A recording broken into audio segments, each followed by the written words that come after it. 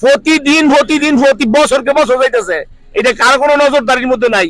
আমরা এই ড্রেনের মধ্যে দিয়ে আর কত চলবো? আমরা যদি আর কত সহ্য করতে পারি? আর গাড়ি ফানি তলে যাইতেছে, কত গাড়ি কত ফানি তলে গিয়া এইভাবে আর কত চলা যায়? কারো কোনো কর্তৃপক্ষের কোনো কি নাই নাকি দেশে? নাকি কর্তৃপক্ষের কোনো নজরদারির মধ্যে নাই? আমরা কি করবো? আমরা নাগরিক সুবিধা কি পাইতেছি বলে সবার? এই যে রাস্তা করছেন, ছাত্রছাত্রীরা যায়, কত সমস্যা গো, যেটা কেউ দেয় না।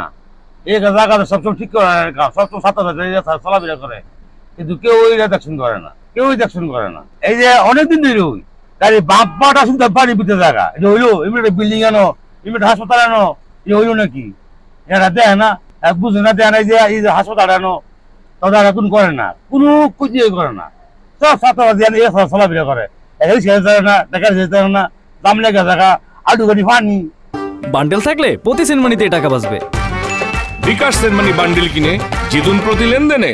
বছরের বলবো এর আগে হালকা রিপেয়ারিং করলে, রিপেয়ারিং করার পরে আমরা নাই, এগুলি আবার বিশৃঙ্খলা হয়ে সব শেষ হয়ে গেছে, ভাঙে গেছে। ও অনেকে ড্রেন আছে, ড্রেনটার মধ্যে মনে হয় ময়লা আটকিছে, পানি যায় না। সিসি ঢালাই করা হয়েছে আজকে 5 বছর হইব। এই গত মেয়র থাকতে এখনো এই রাস্তার মোড় ক্লিয়ার করা হয় নাই। গত 3 মাস আগে প্রস্তুতি নেওয়া হয়েছে, এটা ঠিক করবো। শুধু ইটার বালু বানায়া মনে করেন যে আপনার চলে গেছে, এখন এই জায়গাটা কাদা হইয়া পানি জমা থাকে, ড্রেন জাম হয়ে গেছে, এখানে চলাফেরা খুব অসুবিধা। গাড়ি মারি পড়ে জায়গা স্যার, বহুত কষ্ট হইতেছে গরিব মানুষ, নামেরা স্যার আর কেউ নাই স্যার, এই অনেক দিন ধরে স্যার ওইটা রাস্তাঘাটে পানি টানি লেগিয়া মালতী পৌরসভাতে প্রতিটা মুড়ে মুড়ে রাস্তা ভাঙা, আমাদের লিস্টটা ঠিক করে চালাইতে পারি না, লিস্টটা নষ্ট হয়, ঠিক করে টাকা দেখে রাখবে, আমরা গরিব মানুষ কাজ করে খাওয়া লাগবো, রাস্তা বাড়ার জন্য কাজ করতে পারি না।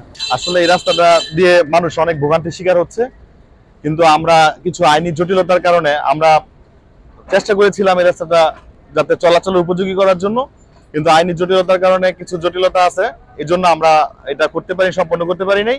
তবে এখন আমাদের পৌর প্রশাসক যিনি আছেন, ওনার দৃষ্টি আকর্ষণ করছি, অতি সত্বর ওনাদের জরুরি কিছু পদক্ষেপ নিতে হবে এই রাস্তার ব্যাপারে। অন্যথায় এই এলাকার মানুষ সহ আপনার 7 নং, 8 নং, 9 নং ওয়ার্ডের মানুষজনের চলাচল এই রাস্তা দিয়েই, এবং বিভিন্ন মিল ফ্যাক্টরির যে পিকআপ ভ্যান সহ বিভিন্ন যানবাহন এই রাস্তা দিয়ে চলাচল করে, কিন্তু এখন চলাচল করতে পারতেছে না। প্রতিদিন একটা না একটা দুর্ঘটনার শিকার হচ্ছে মানুষ।